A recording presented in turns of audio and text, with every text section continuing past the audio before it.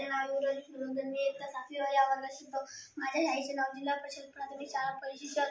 मी तुम्हाला माझ्या प्रयोगाचे नाव आहे वर्गीकरण. मी एक नळसळ घेतला आहे, त्याच्यामध्ये खाली पाणी आणि वरती तेल टाकलेलं आहे. माझ्या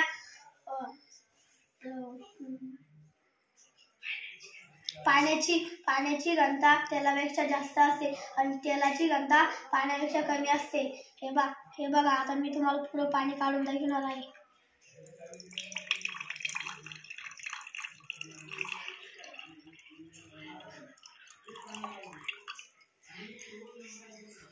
आता याच्यामध्ये एक थेंब भर बिन तेल आलेलं नाही.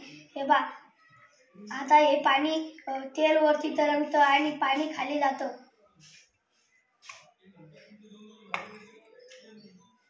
धन्यवाद.